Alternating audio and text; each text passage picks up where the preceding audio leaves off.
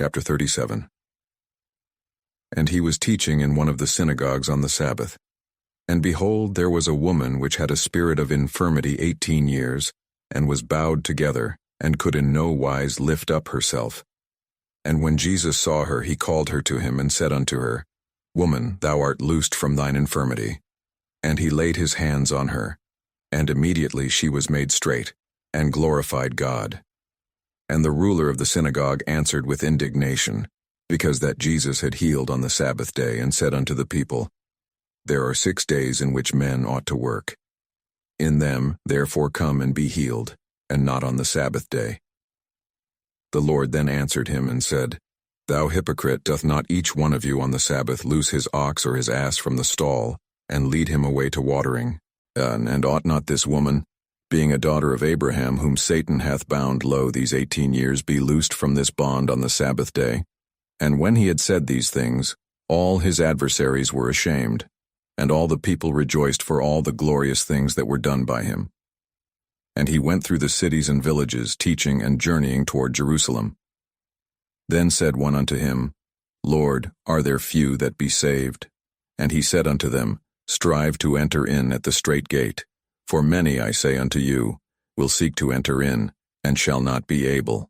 When once the master of the house is risen up, and hath shut to the door, and ye begin to stand without, and to knock at the door, saying, Lord, Lord, open unto us. And he shall answer and say unto you, I know you not whence ye are. Then shall ye begin to say, We have eaten and drunk in thy presence, and thou hast taught in our streets. But he shall say, I tell you, I know you not whence ye are. Depart from me, all ye workers of iniquity. There shall be weeping and gnashing of teeth, when ye shall see Abraham, and Isaac, and Jacob, and all the prophets in the kingdom of God, and you yourselves thrust out.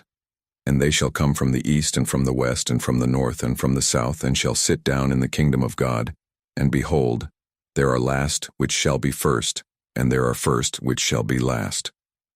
The same day there came certain of the Pharisees, saying unto him, Get thee out, and depart hence, for Herod will kill thee.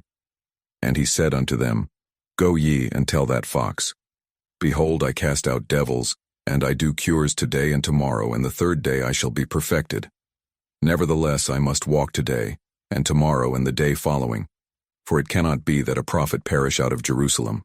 O Jerusalem, Jerusalem, which killest the prophets, and stonest them that are sent unto thee! How often would I have gathered thy children together, as a hen doth gather her brood under her wings, and ye would not? Behold, your house is left unto you desolate.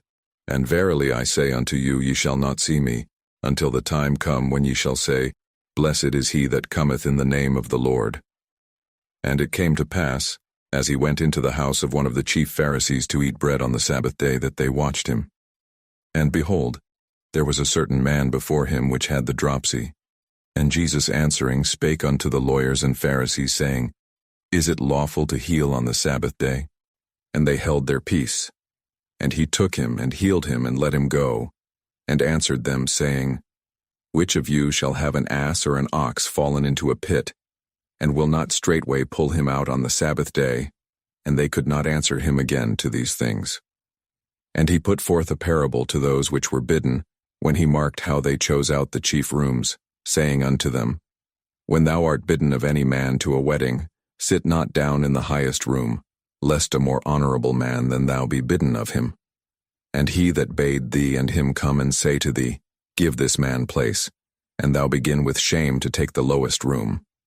But when thou art bidden, go and sit down in the lowest room, that when he that bade thee cometh, he may say unto thee, Friend, go up higher. Then shalt thou have worship in the presence of them that sit at meat with thee. For whosoever exalteth himself shall be abased, and he that humbleth himself shall be exalted. Then said he also to him that bade him, When thou makest a dinner or a supper, call not thy friends nor thy brethren, neither thy kinsmen nor thy rich neighbors, lest they also bid thee again, and a recompense be made thee. But when thou makest a feast, call the poor, the maimed, the lame, the blind, and thou shalt be blessed, for they cannot recompense thee, for thou shalt be recompensed at the resurrection of the just. And when one of them that sat at meat with him heard these things, he said unto him, Blessed is he that shall eat bread in the kingdom of God. Then said he unto him, a certain man made a great supper, and bade many, and sent his servant at supper time to say to them that were bidden, Come, for all things are now ready. And they all with one consent began to make excuse.